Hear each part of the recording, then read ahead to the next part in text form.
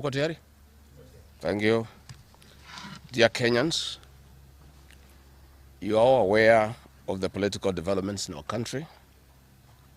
We are standing at a point of economic, political, and social nosedive as a nation. As a country, we, the people of Kenya, are being treated by William Ruto as less Kenyans at any given moment. Driven by the resolve for a better Kenya and patriotism, I've had a call from the people of Kenya to speak into the matters that are of concern to them and all of us for our common good. On the 7th of July 2025, during the 35th anniversary of Sabasaba, Kenyans from all walks of life led by Gen Zs, unarmed and peaceful, went to the streets. This is not the first demonstration that has happened in Kenya this year where lives have been lost and property destroyed.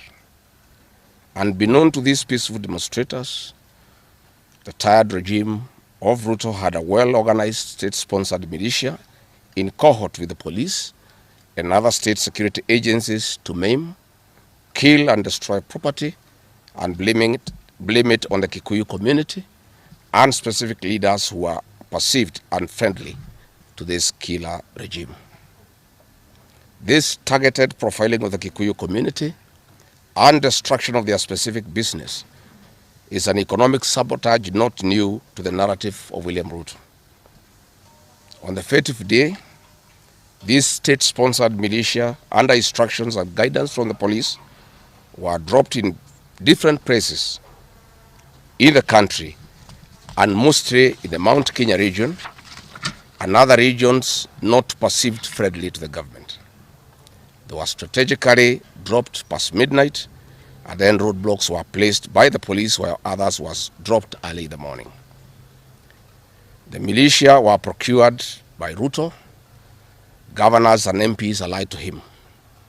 These regions included Nairobi, Kiambu, Kajiado, Kisii, Nyeri, Murang'a, Kiambu, Kirinyaga, Meru, Nyandarua, Kajiado, Kitengela, Ongata-Rongai, Machakos, Embu, and in Wote. They had clear instructions to loot and destroy specific properties under police supervision. A killer squad of 101 that works under the Director General of the National Intelligence Service, Nuruddin Haji, was armed with assault rifles and drove in a convoy of unmarked Subarus, shooting and killing innocent protesters aimlessly in the streets and estates. This squad in Subarus, hooded and masked against court orders, are disguising themselves as DCI's officers, yet we know they are not. In fact, I would like to clarify that the National Intelligence Service has procured Subarus to give an impression that this killer gang is from the DCI. The truth of the matter is that this has nothing to do with the DCI. This is the National Intelligence Service. And this squad of 101 people was formed when I was still in government. Officers were recruited from the Administration Police Unit for special training by NIS on abductions, killings, and cover-up. And this is a squad that is killing the people of Kenya. The killings and the business destruction pattern point to William Ruto's ethnic profiling narrative, which is a master with no rival. With a close coordination of PS Interior Raymond Omolo, this narrative was boosted online by state bloggers to spin the narrative. The Cabinet Secretary Kipchumba Murkomen's public to shoot to kill order, coupled with assurances to police officers that the government will not cooperate with the investigators in police conduct, has emboldened security forces. Police officers are now on record threatening citizens who are in their homes, boasting of their license to kill, acting with a confidence that can only come from the highest echelons of power. Mr. Murkomen's admission that these are not just instructions from him but orders from above removes any ambiguity about where responsibility lies. It will be recalled that in the run-up to the 2007 general election and its aftermath, the narrative of 41 against 1 was a masterpiece of William Ruto. The target was profiling Kikuyus against the rest of the country. To a large extent, he succeeded, and every Kenyan knows what happened, and it is also fresh in his mind of the ICC ordeal still hanging on the neck of William Ruto today. We remind William Ruto that his ICC cases are not yet over. They have been posed after witnesses disappeared, and what he is pretending over are crimes under the Rome Statute.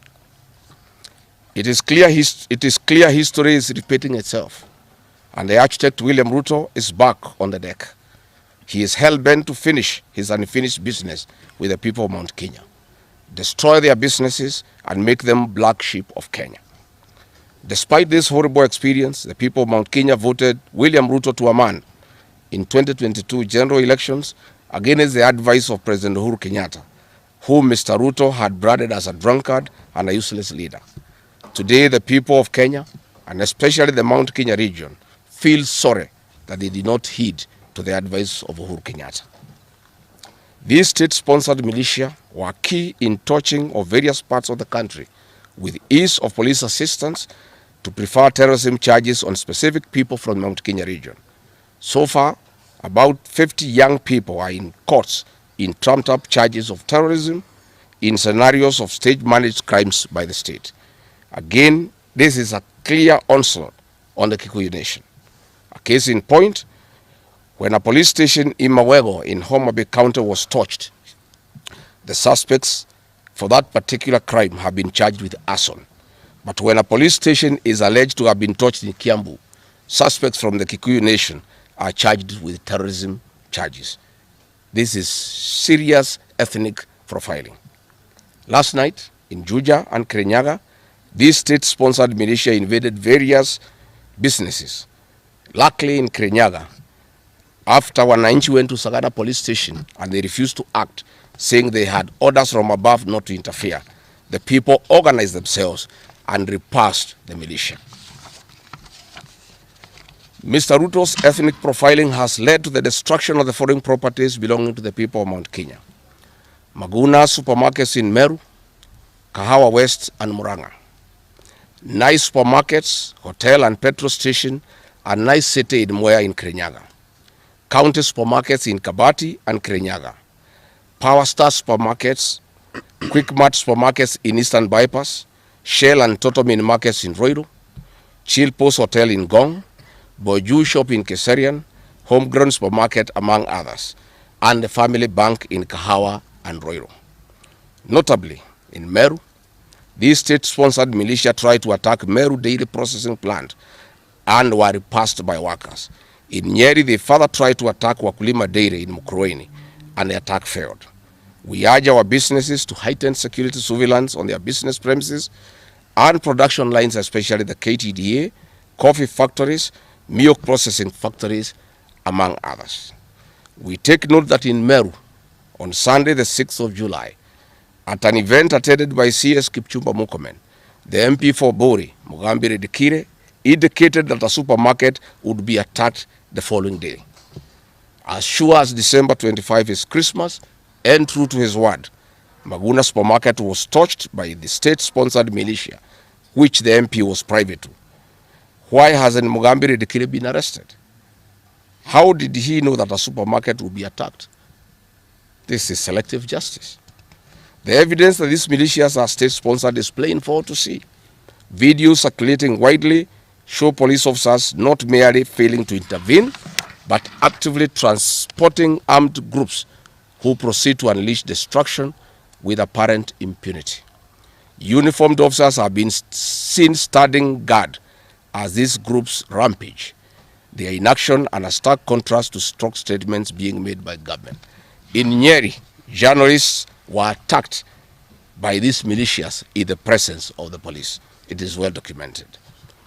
This is a clear indicator that Ruto is working with governors and MPs allied to him to destroy businesses owned by the Kikuyu, the Meru and the Embu, and blame it on people who don't support his administration. This is a tactic that was used by the colonialists with collaborators who searched earth policy and torched buildings and businesses and blamed it on the Mau Mau. This divide and rule tactic will not work, Mr. Ruto. We know that in Meru, they want to use this mayhem to blame Mithika Linturi In Embu, they have already blamed Mkunji Gitonga. In Kitengela, Iron Gong, they want to target Senator Seki and MP Onesmus Ngogoyo. In Nyeri, they are trying to haunt Honorable Kagusha. And in Kirinyaga, they are targeting Senator Murango.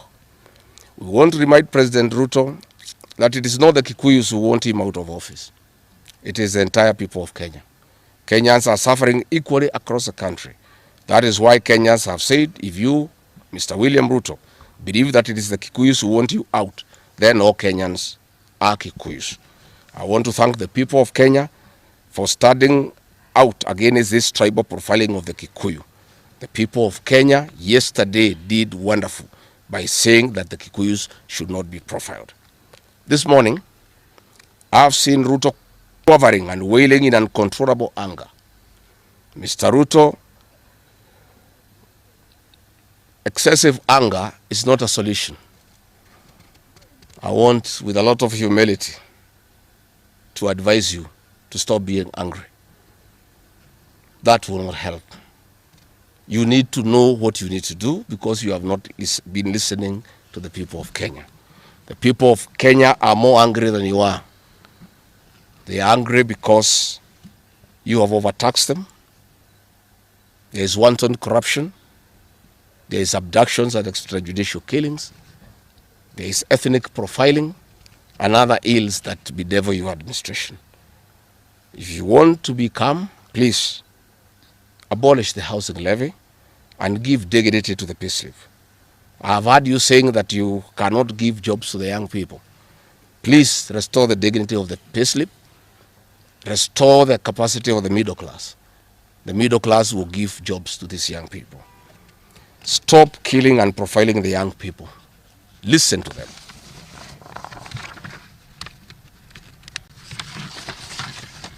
Stop abductions and extrajudicial killings. Abolish, disband the killer squad of 101 officers at Danudin Haji. Give hustlers the jobs that you promised them. Mr. William Ruto, you are the one who promised. You cannot cry today that you have no solution, saying that other presidents have not been able to do it. You are the one who promised these young people. Stop police brutality. Stop abductions and illegal detentions. Get the hustlers from the bottom of the economic pyramid as you promised. Yes, Mr. President, we agree there were other presidents before you, as you have rightly stated, and true, they never went through what you are experiencing today. May it please you to know that the reason why Kenyans rarely had problems with them, Mwai Kibaki and Uhuru Kenyatta were guided by the Constitution and the rule of law. They did not capture our constitutional institutions to work for them, instead of working for Kenyans. They never killed children. They never attempted to build churches in State House. They never organized militias to destroy people's property and kill them. That is why you have a problem. And we also want to remind you that Mwai Kibaki had a difficult time from you, William Ruto. Videos are everywhere. You cannot say that Mwai Kibaki did not face resistance. It's on record that you gave hell to President Kenyatta for 5 years. So it is hypocritical for you to allege that Mwai Kibaki and Uhuru Kenyatta had a very easy time. Most of the problems Mwai Kibaki and Uhuru Kenyatta had came from yourself, and it's on record. We want to advise you that the one-term movement is not getting you out of power outside the Constitution. Mr. President, nobody wants to throw you. Nobody wants to overthrow your government. Nobody wants you out of power through unconstitutional means. Mr. President, I and the people we work with are on record. We want to remove you from State House through the ballot in 2027. This narrative you are creating that there is an attempt to overthrow your government is for you to have the opportunity to use the Terrorism Act to profile communities and to persecute leaders who are opposed to your administration. Please relax. We want you to serve your one term. Nobody wants you out of government. And constitutionally, nobody has any plan to overthrow your administration, Mr. President. We want to face you on the ballot in August 2027. So just relax and stop crying wolf that anybody wants you out of office unconstitutionally. There is no leader here who is planning a coup, and none has the capacity. And nobody is interested. The leaders in this country, and indeed 95% of the Kenyan population, want to humiliate you at the ballot. They will relish that moment. None of them would want you to go out through any other method, unless, of course, you decided to resign on your own volition. So please stop creating this narrative. This narrative is to enable you to use anti-terrorism law to persecute leaders and to persecute the Kikuyu community. If you speak out online, Mr. President, you want to use the Terrorism Act to harass people. If you dare challenge your administration, you want to use the Terrorism Act to deal with people who are opposed to your administration. My fellow Kenyans, let us not be deceived. William Ruto has stripped away even the pretense of democracy. What we are witnessing is not the rule of law, but the rule of fear. This is not the behavior of a government that serves its people. This is the machinery of outright dictatorship. Finally, I want to announce to the people of Kenya that tonight I will be traveling to the United States of America to talk to the Kenyans in diaspora and the international community about the state of the nation. I would have wanted to stay in the country at this very difficult time when our people are under siege, but I have engagements that I'm not able to postpone. I have been threatened by people close to William Ruto, who called some of my people today, that they will want to stop me from leaving the country. I have no problem. If you want to come and arrest me at the airport, as you are threatening us, you can go ahead. I don't have a problem. You cannot sell fear to us. You know, even if you sold us fear, we cannot buy. You know, and therefore, as I'm out of the country, unless I'm stopped from going, and if I'm stopped from going, I'm still okay. I'll be here because this is my country. We have made sufficient arrangements with other leaders in the united opposition to create a pool of lawyers to come in through for our young people who are being persecuted on trumped-up charges of terrorism. And I want to explain. I have heard the president saying that people have attacked police stations and the law courts. It was all stage managed by the MP for Kikuyu. How do you explain that people can walk into a police station and they are not armed and take over the police station from armed police officers? How do you go to the courts that are guarded by armed police officers and touch them? All these attacks of vital installations were stage managed by William Ruto through Kimani Ichung'wa to create the opportunity to prefer charges against people using the Anti-Terrorism Act. That is the reality. So nobody has attacked any police station. They were all stage managed by government. And what is happening is history is repeating itself. This is exactly what Moi did in the 80s against the Kikuyu community. After the abortive 1982 coup, he used sedition laws and the clandestine Mwa Kenya movement to profile the community and hold people into court, and they'll be taken by Bernard Chunga after 5 p.m. This is history repeating itself. I want to ask our people to be calm, to be cautious, and to be strong. I want to appeal to our young people, the Gen Zs. Looking at the scenario of what is happening and what William Ruto has planned, I want to ask my children, my sons and daughters, to consider applying the next onslaught against the President William Ruto by getting IDs and registering as voters so that they can deal with William Ruto on the ballot. Because I fear for them. Anytime they go out to the streets, they are killed like chicken. I would like to preserve to us these children. We would like to live with them. We would like to see them grow. And when we look at the desperation of William Ruto and the brutal force he is using against these children and the use of state militias to attack them, I'd like to plead with them to consider to join us, we in the opposition, by registering as voters. And in 2027, we'll be able to get rid of President William Ruto. William Ruto, finally, let me ask you a question.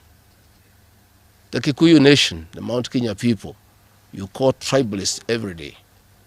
These people you are waging war against, their businesses, are the same people who voted for you, even after what you did to them in 2007.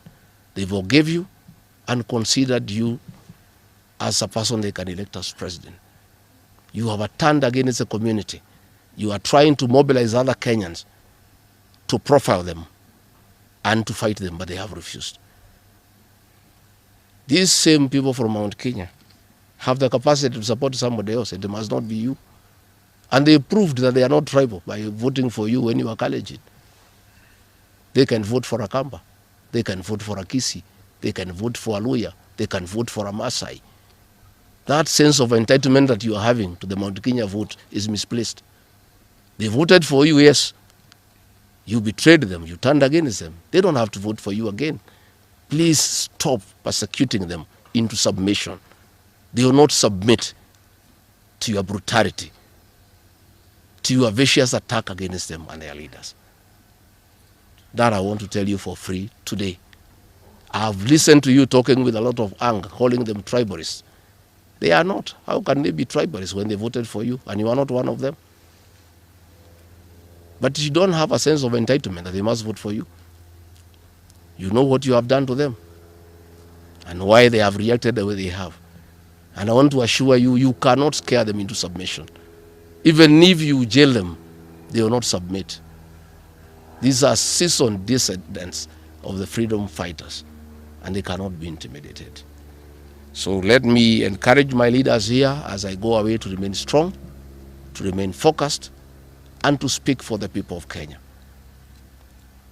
I am I have a lot of gratitude to the Honorable Stephen Kalonzo Musyoka and Eugene Wamalwa, who have been in court the whole of yesterday and today, standing strong and defending our young people who have been framed and charged with treason. For those two leaders, I want to give them the gratitude of my community and our leadership. They have come through for a community when it's under siege, and we are indeed very, very grateful. I want to ask our leaders here to be vigilant and to continue speaking out to the people of Kenya.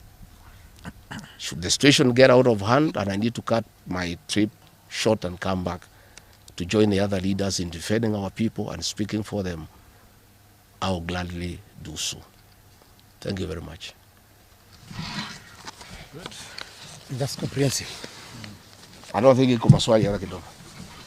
Labda ile watu ya Kameme iko na Iloro.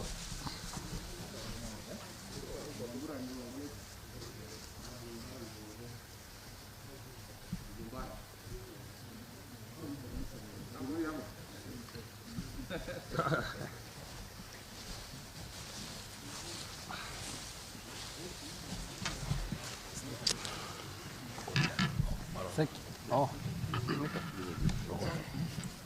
Muko tayari wale watu ya Kifaransa?